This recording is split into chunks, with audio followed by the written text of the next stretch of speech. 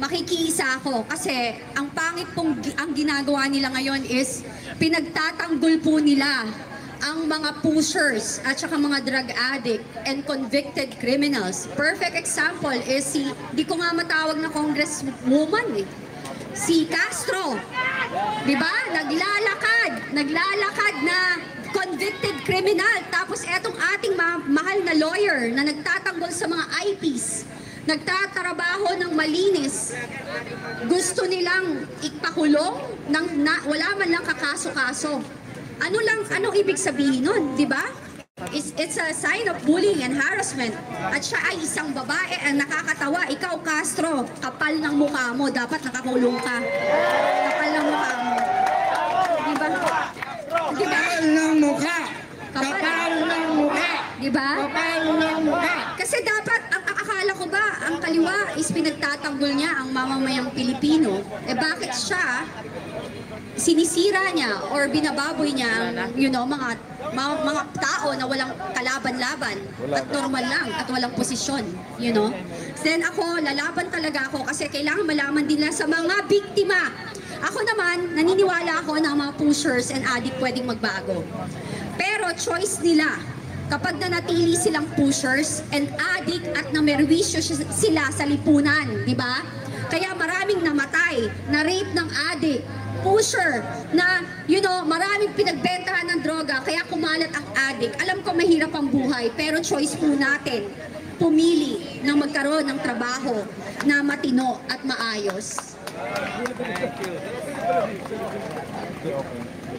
Miss Cathy, kasi sa group chat natin sa Die Hard nandoon ka.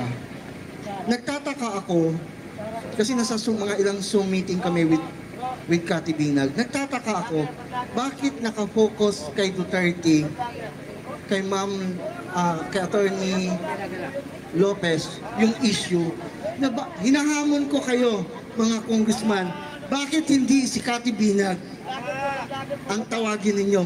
Nang ilalabas ni Cathy Binag ang USB na hawak niya. Yes! Dapat yun ang tanong. Kasi kilala ko si Martin. Kaya nga kinagulat ko yung kanyang pagbabago. Alam niyo ho, eto, ang pagkakakilala ko kay Martin, ang bait. Wala na now. Nagbago lahat. Nalulungkot ako.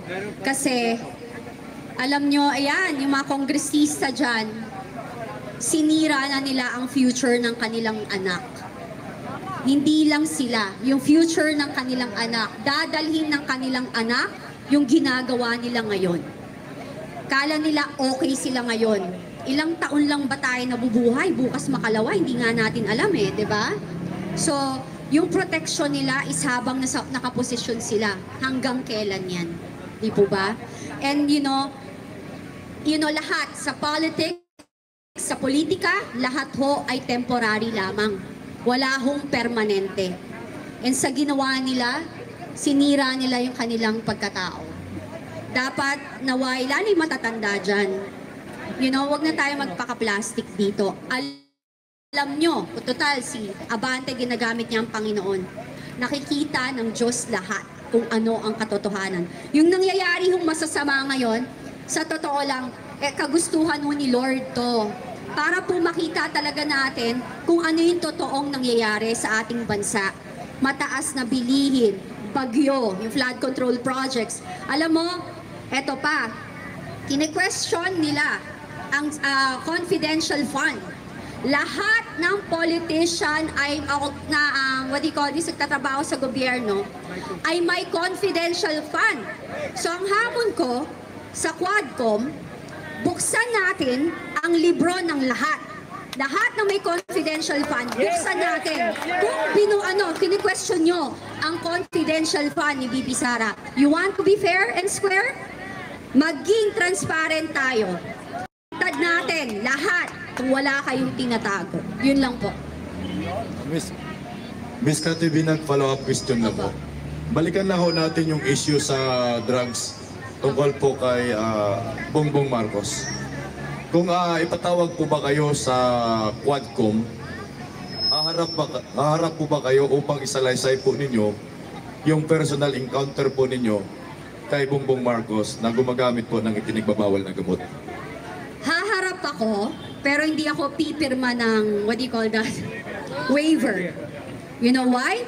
Because I know for a fact na yan ang gusto nilang mangyari. Makokontempt ka, bababoy. Hindi ako takot sa baboyan, nababoy ako for 10 years po.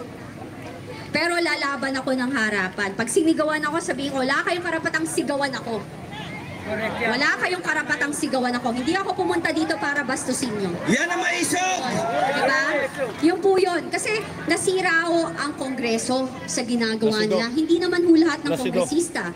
Nandyan nga po si Congressman Marcoleta. Diba? Nagsusupport nga, nagagalit sa ginagawa nila. Pero, ang akin, ang hamon ko sa mga kongresista, tumayo po kayo. Magkaroon ho kayo ng backbone at mga bayag. Sa mga kababaihan, maging babae ho kayo. Total, ina ho kayo ng tahanan, ate kayo. Tingnan nyo ho nangyari kay Atty. Lopez. Tingnan nyo nangyari kay Atty. Lopez. Imagine niyo kung nangyari yan sa mga kapatid nyo, nanay nyo, ate nyo, tita nyo, kamag-anak nyo, mahal nyo sa buhay, anong gagawin nyo? Tapos kine-question nila, tinatawag nila si VP Sara na may tama sa utak, hindi kalmado. Kahit sa akin mangyari yan. Kasi ang problema, ang mainstream media, hindi nila nilalabas ang kabuuan ng storya. Diba? Kaya yan ang problema. Hindi lahat nila nilalabas. Yung story, we were there. Ang sabi niya, diba, ang nangyari sa kanya, nasa Zoom tayo eh. Nag-collapse na si Atty. Lopez, hindi na siya kumikibo. They were asking for help. It took 2 hours for them na may papuntahin. May doktor doon, ayaw papasukin. So ano gusto niyong maramdaman ni VP Sara? Isang kaibigan yan. Hindi lang basta kaibigan, matagal niyang kaibigan at empleyado niya. Yan ang leader. May malasakit sa kapwa. May gagawin ba nila yan? Babantayan ba nila? Babantayan ba nila yan? Hindi. Yung trauma na ginawa, nasabi na drama, gusto ko nga po, sana magsalita yung nanay ni Atty. Lopez. Sana po magsalita. Hindi nyo maintindihan kasi may pera kayo, mayaman kayo, you think you're powerful. Wala hong pinaka-powerful dito sa buong mundo kundi ang Diyos. Kaya kayo lahat tatamaan na kayo ng latigo ng Panginoon. Yun lang po. Miss Katibinag, final question na lang ho. Last na lang. Nung na-interview po kayo ni Maharlika, ang sinabi niyo ho, na meron kayong hawak na USB kung saan ikwento mo lahat yung pagkakilala at pagsasama ninyo ng dati ninyong boyfriend. Kasama po si First Lady Alisa Aranita at saka si Bongbong Marcos. Kailan nyo po yan ilalabas? Meron nang may hawak, lalabas na yan soon. Yun lang. Simpleng sagot. Last question, Miss Cathy. Kaya yung sa mga nagko-call na ilabas ko na, let me do give me my time. Yes. Hindi ho tayo pwedeng magpadalos-dalos. Alam niyo ho yun? A friend of mine even told me, yung hawak mo, Cathy, can put this administration down. So yung sinabi niya, kaibigan ko yan sa Congress. So ako, gusto natin, dati pa natin gustong ilabas, pero meron nang may hawak. Meron nang may hawak. Okay. So last question, Miss Cathy Binag. Galing po ito, walang iba kundi kay Placido Piloso po.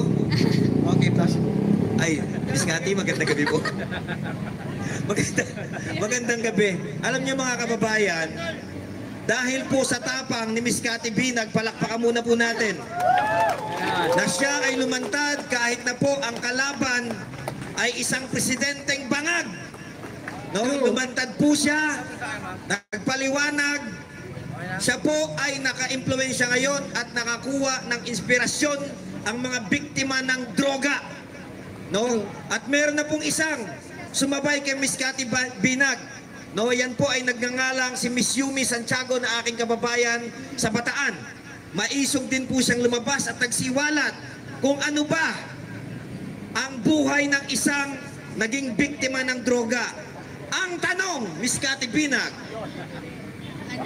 kung sakali ba na mas marami pang may inspire sa inyong matapang na paglantad at kayo ay hikayating pangunahan na magsilabas at manawagan sa ating gobyerno ng isang masusing investigasyon.